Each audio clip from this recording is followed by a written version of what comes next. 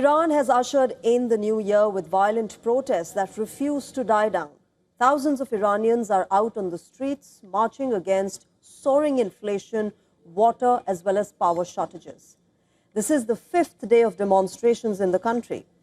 Protests have now spread to over 17 out of the 31 provinces.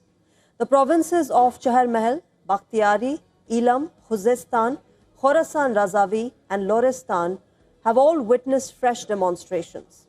Cities such as Tehran, Isfahan, Shiraz, Karaj and Fasa are also on the boil.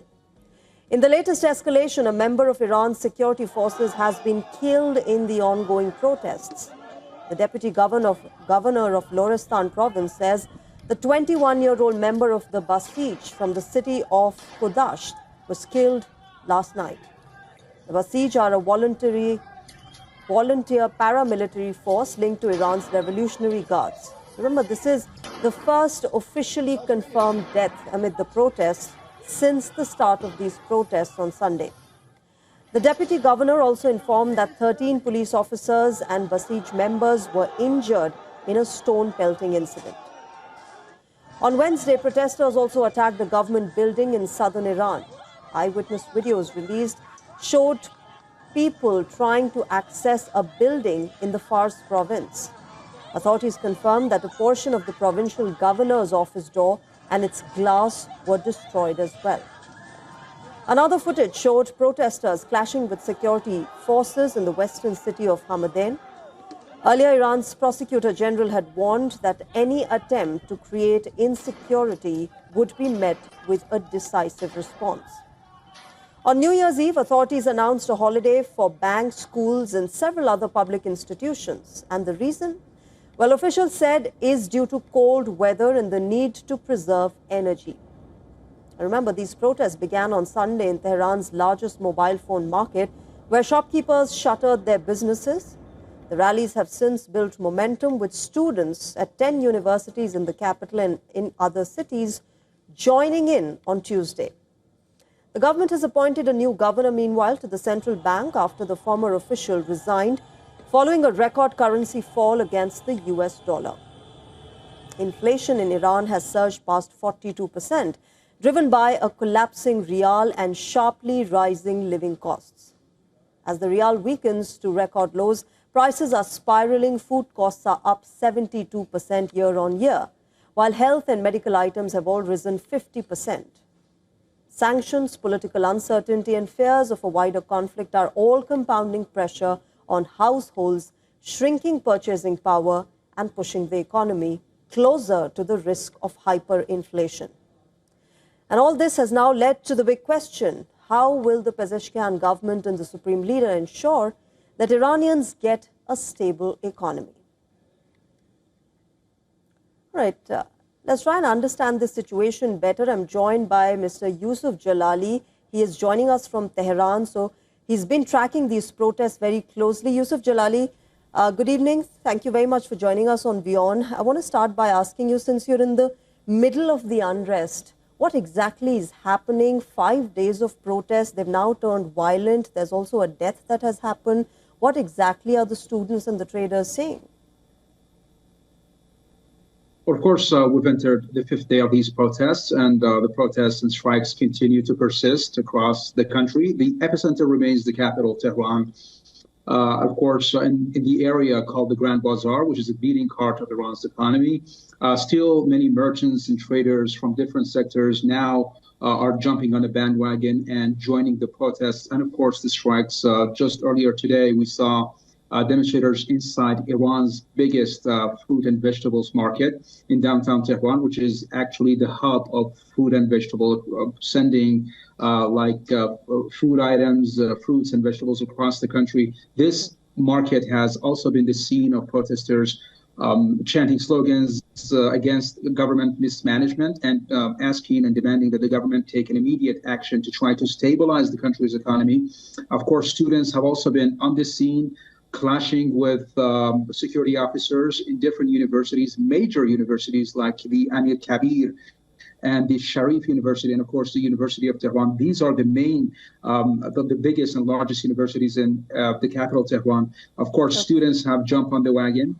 It's no longer limited to a specific guild members or a specific sector. Now we see that more and more sectors are joining in, closing their shops, closing their businesses, and joining the national effort to try to curb the rising inflation, and of course the collapse in the Iranian national currency, the rial. So we have been witnessing some violent scenes coming out of different cities and provinces across the country, including the province of Chahar Mahal and Bakhtiari, where the Iranian president has recently visited.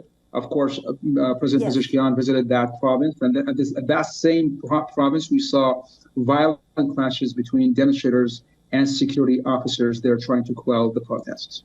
Yusuf, I'm going to come to this one by one. The first is, this started as traders expressing their concerns about rial falling and how they have been impacted. But now with students, younger ones joining in, this clearly is not just an economic concern. It is a lot of other frustrations that were there, which are now coming to the fore, isn't it? Almost, yes, almost.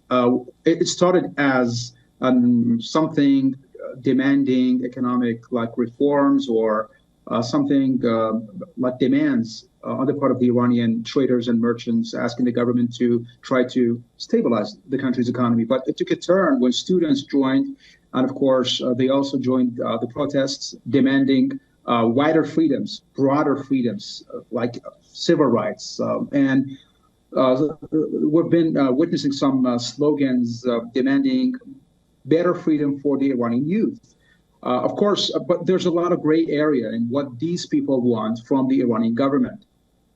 They have mixed slogans. They chant mixed slogans. We have witnessed slogans that address the economic woes in the country. And also there have been some slogans, some politically charged slogans as well. And that is what is concerning the Iranian government. And we've seen some reactions from the Iranian officials, including security officials and leaders in the Islamic Republic of Iran, urging the protesters to keep it legitimate and not play into the hands of the Iranian enemies. As we've seen some instances where, for example, a page on X linked to Mossad, it is in Persian, it's called Mossad Persian. This page has openly encouraged some protests inside Iran, and this is what is concerning the Iranian officials. So President Pezeshkian has vowed that he and his administration will recognize these protests. And of course, he called